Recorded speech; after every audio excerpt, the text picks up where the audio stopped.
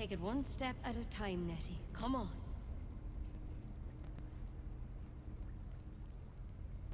Hi everyone, welcome to the stream. Time for some more Baldur's Gate 3 early access. Last episode was very heavy on the dialogue. Hopefully we'll get to do something slightly more interesting today. We have a few quests to get through though. I'm going to run through them just quickly so we all know where we're up to. We've picked up a few so far. Okay, so we have completed the prologue of course, which was escaping the Nautiloid ship.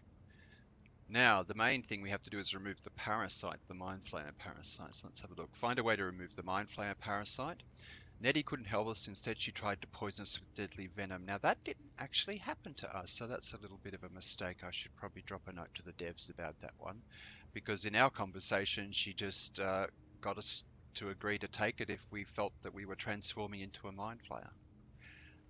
Hoping to kill us before we turned into Mind Flayers, so partly right. A goblin priestess apparently possesses some powerful healing spells. She might be able to help. Yeah, maybe. An old woman told us she could help us with our tadpole problem. Now, I think that was I just want my bed. the lady in the market who lived in the forest by herself, and I thought might be a bit suspicious. Unfortunately, it's something of a fantasy trope for the old lady who lives alone in the forest and does herbal stuff to be a witch. But, you know, maybe they'll turn the tables and it'll be a reverse of our expectations. Okay, so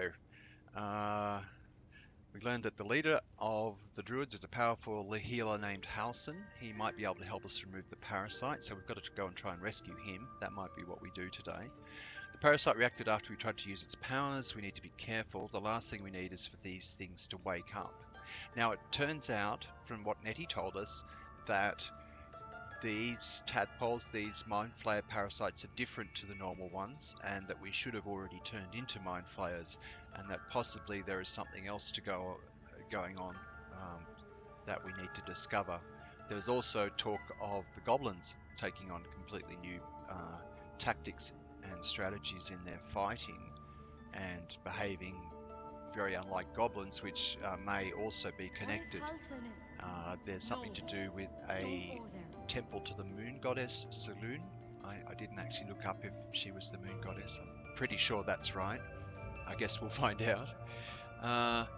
Okay, so, well, we met Nettie, yes. Our luck is starting to turn. We found the... Okay, so this is a little bit of a log of what happened.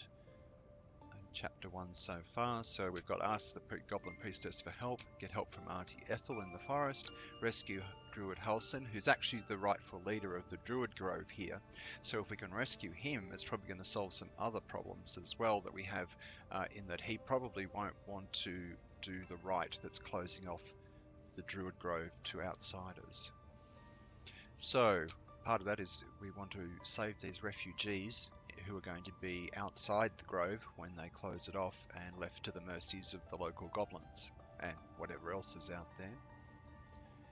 Now, yeah, the Rite of Thorns. Karga is the person, the druid, who has actually taken over the grove in the absence of Halsin. So we need to go and find Halsin so that we can stop her crazy plan.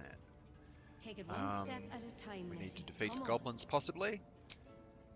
And yeah, that's the same stuff. Steal the idol. We did sort of say we would think about stealing the idol for some of the local thieves guild, I guess you would call them, really refugee children that are living down there in the caves. Explore the ruins. Now that's something we've had on our list for a while. That's right at the beginning of the island almost. So I think we should be able to handle that, all four of us, and we're going to go back and have a look. Not to mention we do actually have another person waiting for us in our camp, that swordsman that we met who behaved a little bit oddly. Now Arabella was the little girl who was actually being menaced by Karga when we came into the centre of the grove to begin with. We managed to save her, but it's now telling us we should go and try and find her parents. Okay. And then a little bit about our companions here. Okay, so let's have a look at the map. I think we're on an indoor map at the moment, which is just showing the grove area and the area inside here. We passed through this gate, I believe. Oh, okay. I'm completely turned around. But we are inside an internal map that's actually quite small, it looks like, but I may be wrong. We shall have to explore. Let's go. Now the chat is switched on. If anybody wants to try and speak to me, I'll try and keep an eye out for it and answer you. Yes, fingers crossed that's working. Okay, this is Tav, who's actually on her own inside the grove at the moment, because I guess non-druids aren't allowed, even if they're friends of mine. We've just spoken to Nettie, who is a healer. Possibly our love interest, I thought. Now, I have heard rumours about being able to cast Speak with the Dead on a lot of the dead people in this game. Oh, there we go. Great. Okay, well, look, I'm going to have to restart quickly here. And luckily we haven't actually done anything, and hopefully you can still hear me. So, I will... Yeah, I'm just going to click OK here, and I'm going to have to start the game again. Artfully placed. Okay, I don't think we were actually doing anything much. I loaded a game. Crashed. They'll be able to look at the information that comes with the crash report. Okay. I think that's finished. It seemed to be, or it's working in the background. Let's try starting again. Fingers crossed. Okay, you want to sit in the background. I'm going to have to stop talking for a sec because it's probably going to get all garbled.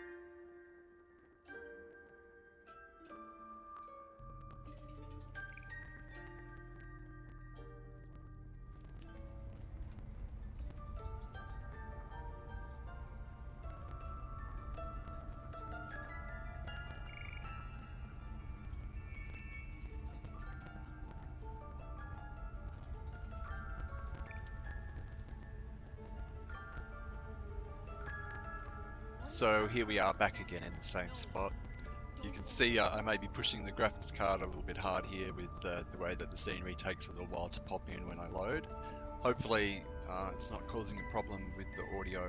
Please let me know in the chat if there is a problem with the audio. Can't hear me, too loud, all that sort of stuff. Okay, so we are still in the grove here. I have the urge to poke around a bit, but I'm getting red. No, you better not touch that on everything around here. Oh, that shelf I'm not. I wonder. Let's go. What's in here? Is it a secret door? No, okay. Fringe Velocity, Volume 5. A dense academic volume printed with no eye for design or delight. Okay. And Oral Histories of Faerun, Githon Mind Flayers. This thin tome is bookmarked with scraps of illegibly annotated scraps of paper. Well, that would be kind of useful to me.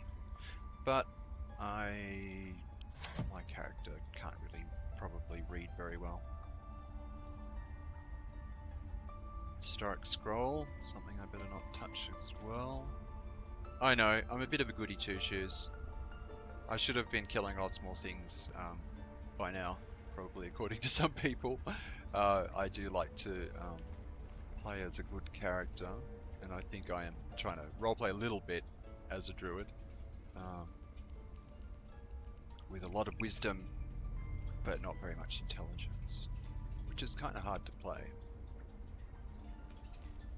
But she doesn't always make the right decisions, so I guess that kind of fits. Oh, you're kidding again?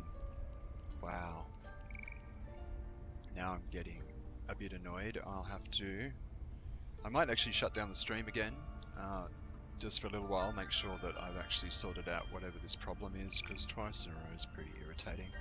Sorry about that, everyone. Anyone who's watching, watches this later, I will try again. Give me about 5-10 minutes to troubleshoot, and we'll see what's happening.